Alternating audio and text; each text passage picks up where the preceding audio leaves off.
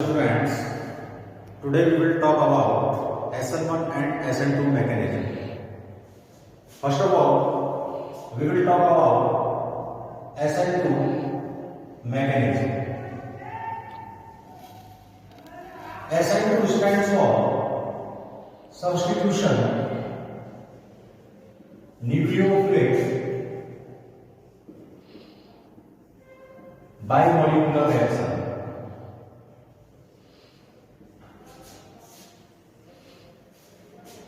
Nucleophilic substitution bimolecular reaction SN2. Here we take one example RHHCX. This is primary alkyl halide. जैसे हम 1 degree alkyl halide में बोलते हैं. Nucleophile जो होगा यहाँ जो अटैक करेगा वो सामने से नहीं करेगा, अटैक बैक साइड से अटैक करेगा. अगर ये सामने से अटैक करता है तो क्या होता है कि इसमें पॉजिटिव चार्ज होता है, अगर ऊपर इसमें नेगेटिव होगा, इसकी इलेक्ट्रोनेगेटिविटी ज्यादा है, कैसा चार्ज आएगा नेगेटिव. तो इस पर भी नेगेटिव चार्ज है, इस पर भी नेगेटिव चार्ज है, तो क्या होगा रिपेल करेंगे एक दूसरे को.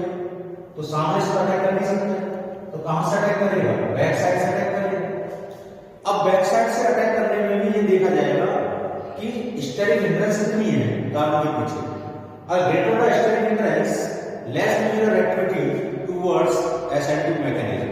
So here we take 1 degree alkyl halide, or as you know that 1 degree alkyl halide has less steric hindrance as compared to secondary and tertiary alkyl halide. Nucleophile यहाँ पर अटैक करेगा इस कार्बन पर, तो होगा क्या, एक स्टेट बनेगी जिसका नाम होगा ट्रांजिशन स्टेट. इस तरीके से बनेगी. न्यूक्लियोफाइल यहाँ पर कार्बन के साथ अटैच होता जाएगा और X जो है वो यहाँ से रिलीज होता चला जाएगा. ये R हो जाएगा यहाँ पर, ये H और ये H. ये जो स्टेट बनी इसे हम बोलते हैं transition state. This is transition state जो कि अनस्टेबल होती है. Why transition state is unstable? उसका रीजन ये है इस कार्बन की वैलेंसी 5 है, 1 2 3 4 5, और as you know that carbon has only 4 valency. That is why it is unstable species and it convert into product which is stable. तो ये product में कन्वर्ट होना जाएगा तो क्या बना देगा, न्यूक्लियोफाइल जैसे जैसे कार्बन से अटैच होगा तो यहाँ पर क्या होगा, एनर्जी रिलीज होगी. अब जो एनर्जी रिलीज होगी वही एनर्जी इस बॉन्ड को ब्रेक करने के काम आएगी. Why? Because this is bond making process and here this is bond making process. तो यहाँ जो एनर्जी रिलीज होगी वही एनर्जी इस बॉन्ड को ब्रेक करने के काम आएगी और यहाँ से X होगा, X माइनस के फॉर्म में रिलीज हो जाएगा. Nu कंप्लीटली बॉन्ड बना लेगा इसके साथ, ये हो जाएगा RHH और X माइनस यहाँ से रिलीज हो जाएगा. ये जो प्रोडक्ट बना इसमें आप एक बात देखने को आपको मिल रहा होगा कि ये जो प्रोडक्ट बना इसमें क्या हुआ, कॉन्फ़िगरेशन जो था वो इन्वर्ट हो गया. यानी यहां पर क्या हो रहा है, इन्वर्जन ऑफ कॉन्फ़िगरेशन. देखिए यहां पर RHH ये इन्वर्ट होकर किधर आ गया, राइट हैंड की तरफ. तो इसको बोलते हैं इन्वर्जन ऑफ कॉन्फ़िगरेशन. और ये उसी तरीके से होता है जैसे विंड चलती है, और जब विंड चलती है तो आपने देखा होगा जो अम्ब्रेला होता है वो अंदर की तरफ टर्न हो जाता है. तो उसी तरीके से यहां पर न्यूक्लियोफाइल के प्रेजेंस में इसका जो कॉन्फ़िगरेशन होगा वो इन्वर्ट हो जाएगा और इस इन्वर्जन को हम वाल्टन इन्वर्जन भी बोलते हैं. This inversion is also known as Walden inversion. So here inversion of configuration takes place. Inversion of configuration takes place. तो यहाँ पर क्या हो रहा है, कॉन्फ़िगरेशन का इन्वर्जन हो रहा है. और ये कॉम्पिटिटिव एग्जाम और बोर्ड एग्जाम में भी पूछा जाता है कि कॉन्फ़िगरेशन का इन्वर्जन किस मैकेनिज्म में होता है. तो आंसर होगा SN2 मैकेनिज्म. क्वेश्चन कैसे पूछा जाता है, inversion of configuration occur, option दे देगा SN2, SN1, both SN2 and SN1 and none of these. तो इसका करेक्ट आंसर होगा, आपको पता ही SN2 मैकेनिज्म, जिसमें क्या होता है, कॉन्फ़िगरेशन इन्वर्ट हो जाता है. अब now we write the rate law. Rate equal to K, आपको पता है रेट जो होता है, यहाँ क्या है, रेट कांस्टेंट है, क्या लगेगा यहाँ पर कॉन्सेंट्रेशन ऑफ। अब बताइए यहाँ जो रेट है किस पर डिपेंड कर रही है, कॉन्सेंट्रेशन ऑफ अल्फा हैलाइड और न्यूक्लियोफाइल दोनों पर डिपेंड कर रही है। तो यहाँ पर हम कैसे लिखेंगे, रेट इक्वल टू के अल्फा हैलाइड जो कि हमारा प्राइमरी अल्फा हैलाइड है और न्यूक्लियोफाइल, इन दोनों पर रेट डिपेंड करती है। तो ये जो किस ऑर्डर की काइनेटिक सिलेक्शन हुई, सेकंड ऑर्डर, पावर टेस्ट का पावर 1, इस पर भी पावर 1 होगी, 1 + 1 2, तो सेकंड ऑर्डर काइनेटिक सिलेक्शन होती है। This is second order kinetic selection. तो ये बात थी SN2 मैकेनिज्म की। अब हम बात ये करते हैं रिएक्टिविटी की, यानी कौन है जो 1। तो ये था SN2 मैकेनिज्म के बारे में। Now we will discuss about the order of the reactivity of the alkyl halide towards SN2. As you know that SN2 reaction mechanism depends upon the steric hindrance.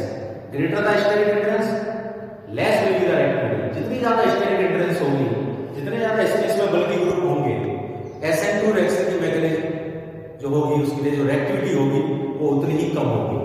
कैसे होगी, मैं आपको एक एग्जांपल समझाता हूं। देखिए ऑर्डर क्या होता है, पहले आप इसका ऑर्डर देखिए, order of alkyl halide. Alkyl halides का जो ऑर्डर है वो क्या होगा, सबसे ज्यादा 1 डिग्री की रिएक्टिविटी होगी, 1 डिग्री एल्काइल हैलाइड है, 2 डिग्री और फिर 3 डिग्री, और इस 1 डिग्री से भी ज्यादा CH3X यानी इस एल्काइल हैलाइड की रिएक्टिविटी ज्यादा होगी। तो this is the order of the reactivity of alkyl halide towards SN2 mechanism. अब बात ये आती है कि 1 डिग्री की रिएक्टिविटी क्यों ज्यादा है, 2 डिग्री की उससे कम, 3 डिग्री की, ऐसा क्यों होता है, तो इसको हम एक्सप्लेन करेंगे। तो देखिए इस तरीके से सबसे पहले हम लिखते हैं XC, इससे कितने एच अटैच है, 3 हाइड्रोजन अटैच है। एक 1 डिग्री का एग्जांपल लेते हैं, 1 डिग्री किसको बोलते हैं, हाइड्रोजन जिस कार्बन से अटैच है वो पीछे किसी एक कार्बन से अटैच हो। यहां मैं CH3 ले लेता हूं, यहाँ H, यहाँ H, ये 1 डिग्री अल्फा हैलाइड है। 2 डिग्री ले लेते हैं, 2 डिग्री में क्या करेंगे, कार्बन अटैच करते हैं यहाँ X, कार्बन CH3 और H। 3 डिग्री में यहाँ पर 3 CH3 लगा देंगे, ये कैसा बन जाएगा, 3 degree alpha halide. This is 1 degree, this is 2 degree alpha halide, और ये जो होगा ये होगा 3 डिग्री अल्फा हैलाइड। अब देखिए आप ध्यान समझिए, अब हम यह देखेंगे रिएक्टिविटी किसकी ज्यादा है। तो देखिए न्यूक्लियोफाइल किस कार्बन पर आसानी से अटैक कर सकता है, यानी हमें पता है कि इस कार्बन पे अटैक होगा न्यूक्लियोफाइल। उसका रीजन ये होता है कि जब ये बॉन्ड ये तो इसकी इलेक्ट्रोनेगेटिविटी ज्यादा है, तो ये क्या होगा, ये इलेक्ट्रॉन को मिलकर अटैक करेगा, इसको पार्शियल नेगेटिव चार्ज और पार्शियल पॉजिटिव चार्ज आ जाएगा।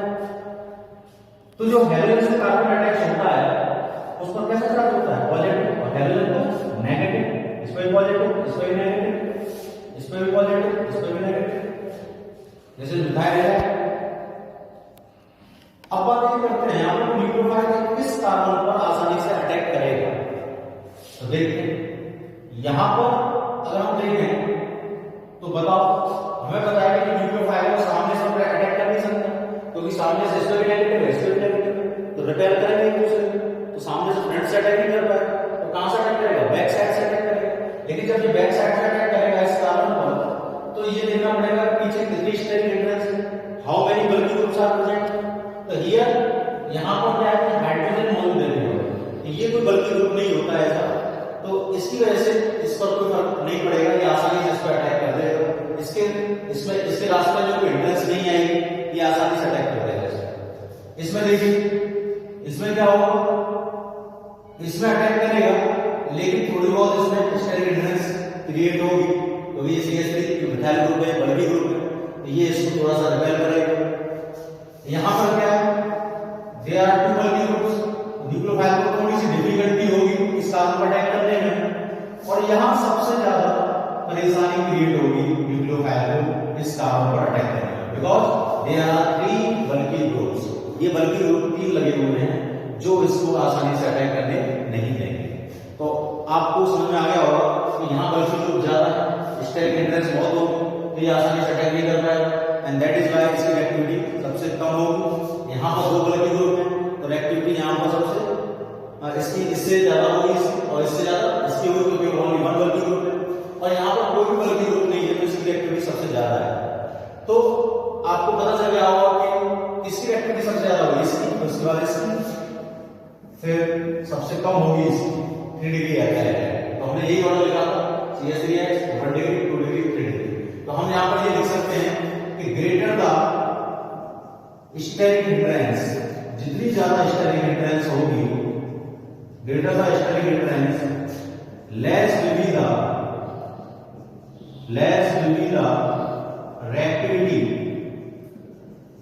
reactivity of alkyl halides towards SN2। तो यहां जितनी ज्यादा स्टेरिक हिंड्रेंस होगी उतनी ही एल्काइल हैलाइड की रिएक्टिविटी SN2 की तरफ कम होगी। ये था रीजन। आपके आई होप आपकी अच्छी तरह समझ में आ गया होगा। तो मैंने आपको आज क्या पढ़ाया, SN2 मैकेनिज्म मैंने आपको बताया कि किस तरीके से डिफरेंट एल्काइल हैलाइड जो होते हैं उनकी क्या क्या रिएक्टिविटी होती है। अब मैं आपको एक बात और बताना चाहता था इसमें, वो ये है कि मैं ये बात बताना चाह रहा था कि जो आपका एल्काइल हैलाइड है हमने देखा था वो कैसे ऑर्डर की रिएक्शन थी, सेकंड ऑर्डर काइनेटिक्स थी। लेकिन मैंने ये बताना चाह रहा था कि ये जो SN2 है ना, ये दिस रिएक्शन में प्रोसीड ओनली इन 1 स्टेप। ये जो मैकेनिज्म है केवल एक ही स्टेप में होती है। आपको पहले मैंने बताया था कि पहले क्या होता है, ट्रांजिशन स्टेट बनती है, फिर डायरेक्ट प्रोडक्ट बनता है। तो एक ही स्टेप में तो रिएक्शन हो रही है। रिएक्टेंट से पहले ट्रांजिशन स्टेट बना, ट्रांजिशन स्टेट से डायरेक्ट क्या बना, प्रोडक्ट बना। तो ये जो मैकेनिज्म होती है SN2 की, वो कैसी रिएक्शन है, 1 स्टेप मैकेनिज्म है। 1 स्टेप में, एक ही स्टेप में हो जाती है। और क्या बात होती है इसके अंदर कि ये जो रिएक्शन होती है SN2 मैकेनिज्म, वो किसके अंदर होती है, अप्रोटिक सॉल्वेंट के अंदर। अप्रोटिक सॉल्वेंट किसको बोलते हैं, जो प्रोटॉन नहीं देते, जो H+ नहीं देते। आपको पता है कि प्रोटॉन किसको बोलते हैं, H+। तो जो H+ नहीं देता वो कैसा होता है, अप्रोटिक सॉल्वेंट होता है। और अप्रोटिक सॉल्वेंट का अगर एग्जांपल जैसे एसीटोन, तो एसीटोन जो है उसका फार्मूला होता है CH3CO CH3। ये H+ नहीं दे सकता है, तो ये कैसा सॉल्वेंट हुआ, अप्रोटिक सॉल्वेंट। तो this reaction is carried out in the this reaction is proceed in the presence of aprotic solvent. तो ये जो रिएक्शन होती है अप्रोटिक सॉल्वेंट के अंदर होती है, और 1 स्टेप रिएक्शन है, एक ही स्टेप में होती है। और क्या देखा आपने, ट्रांजिशन स्टेट बनती है। ट्रांजिशन स्टेट जो होती है वो अनस्टेबल होती है। तो ये जो मैंने आपको बताया कि किस तरीके से रिएक्शन होती है, कैसे ऑर्डर की रिएक्शन है, और इसमें डिफरेंट एल्काइल हैलाइड की रिएक्टिविटी का क्या ऑर्डर होता है, तो मैंने इसको पूरी तरीके से अच्छी तरीके से क्लियर कर दिया।